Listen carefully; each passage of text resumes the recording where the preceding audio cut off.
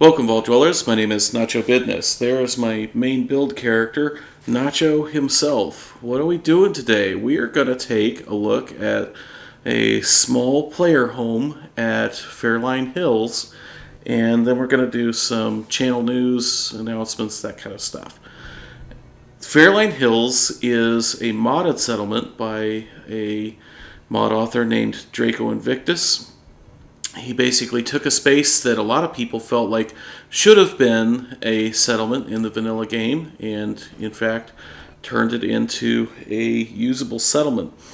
He has a great YouTube channel with some very astonishing Fallout 4 builds, and one of the things that I especially like is that on Mondays he live streams his mod creations. He's been going to various settlements and collaboratively working with his viewers in order to fix things that have annoyed a lot of people about particular settlements. It's a lot of fun. Highly recommend it. You should watch and comment and interact with him and the rest of us that are doing that. So yeah, this particular house is a player home that is part of a very small part of a much larger settlement. We'll get into why exactly a little bit in the channel news section of this video, but this was inspired by a comment from a viewer by the name of Russ Proffit, who said, question, it was on my Notgate tutorial, and he said, question, can that system be used to operate traps outside a building which houses your loot to keep settlers out, then be turned off when you want to retrieve something from your stash? And the answer is absolutely yes. And so thanks again to Russ for that comment on that inspired this build. I will be doing a tutorial on exactly how to wire this up for whatever structure it is that you choose to build yours in. But for now, we're just going to kind of demonstrate how everything works. Of course, if you have something that has stumped you and you'd like to see me take a crack at it, especially if it's something that might make for a good tutorial video, I would love to hear about it in the comments, so please let me know. With regards to the stash for Russ, we've got some traps out here that indeed are activated by walking through that little electric I-beam, and if I was a regular settler I would be incinerated and electrocuted and irradiated all at the same time. But since I'm level 197, I just kind of shrug that stuff off. At any rate, we've got a switch here that turns off all the traps and turns on the lights in the garage. Of course, step 1 is loot. Step 2 and step 3 is profit. Stolen South Park jokes aside, I've got all of the crafting stations in here, along with some storage next to each of these stations. Also got a computer so that I can access the functionality of some different things around the settlement. I do have storage next to each of these crafting stations, and unfortunately, Russ, it is possible for settlers to spawn anywhere inside the borders of a settlement, even inside of a locked room. So the real secret to keeping settlers from stealing your stuff is don't store it in your armor station or your chemistry workbench. Store your stuff in a cabinet next to those things, and generally settlers will leave those other containers alone. Now, I have used a number of items from Creative Clutter and the Do-It-Yourself mods for decoration around here, and I'm able to get away with that because it is just a single player home. And if I was going to try and do a whole settlement here, I probably wouldn't be able to decorate nearly so much, because I have discovered that those particular mods, they add tons of detail, but they add so many polygons that they do end up causing crashes if you use them or overuse them. Got a little garden with all of the standard adhesive components out here, so 2 mute fruit, 2 corn, 2 potatoes, so that we can farm our adhesive at this location. Got a water pump here. And let's go ahead and take a look inside the main house here.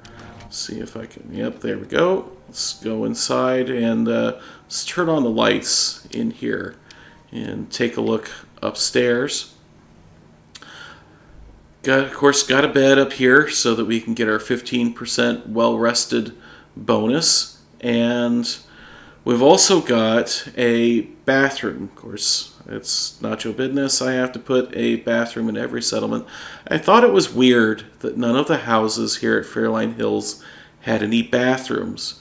Indeed, most of the residences in Fallout 4 don't have bathrooms. And I always just thought it was funny. It's like, does nobody in Fallout ever take a crap? So mainly it's we've got a functional sink up here, but we've also got a washer and dryer that can serve as some additional storage containers for sorting loot. Let's go ahead and go downstairs and take a look around down here. Didn't have to do much here in the living room. It was already furnished. I basically just decorated it. But over here, I've got a place for my character to sit down on an evening and maybe play a game of Pitfall or Red Menace. I do really wish that I had been able to put glass in these windows. But unfortunately, the walls on these pre-existing house structures are so thin, and the glass pieces that I have from the mods that I use are thick enough that they actually protrude through the walls, and there just really wasn't a way to make it look very good. I did go through and replace the non-functional stove that was here with a functional cooking station out of a mod. Again, just wanted to have everything available for my little player home as if I was still playing my survival playthrough. It's a nice central location. It's got all the crafting stations and everything. Out back we've got our generator here, along with some extra fuel laying around and a decontamination arch for when we've been having to run around inside of rad storms. And we've got a little patio area out here where the character can sit and have a nice cold beer.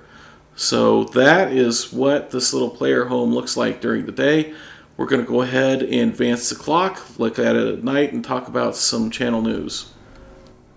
So channel news, or channel plans, or whatever we want to call it, is fairly short and sweet. And essentially it's that I am looking to do some smaller builds in the near future. If you're familiar with my channel, you know that I tend to do very large builds, like I did over at Nordhagen Beach or Grey Garden or even Greentop Nursery. Problem is that we don't know exactly when the 76 beta is going to come out, and I don't want to be halfway through one of those giant builds and then have to abandon it in order to go play the 76 beta.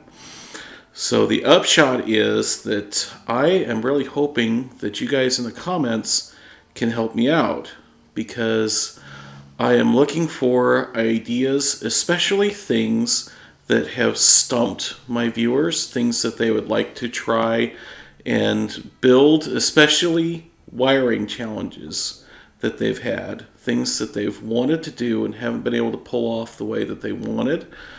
And yeah, so if you have something that you have wanted to do but haven't been able to figure out how to do it, especially if it's wiring related, please give me a comment in the comments below, because I would love to hear it. Odds are that if it's a good topic for a tutorial, I will definitely make that tutorial and be sure to mention you in the video. After all, this entire build was because of a comment that Russ Proffit had made on my Notgate tutorial. So that's pretty much it. Just wanted to share that I am in fact planning on playing in the 76 beta, and I'm hoping that I can still continue to make some content until that comes out. And until that does, I am really hoping that you can all help me out with sharing some of your challenges and problems that you've encountered that you've not been able to solve on your own, because I love a challenge, and if you haven't been able to figure out, maybe I can. And if I can't, well, we'll work on it together and get it done. One last thing that I kind of wanted to show here was I've got my little bug light build here. I've done a tutorial on how to build this bug light. And you know what I just realized? I forgot the cage around that bug light. But no matter, I've showed that off before.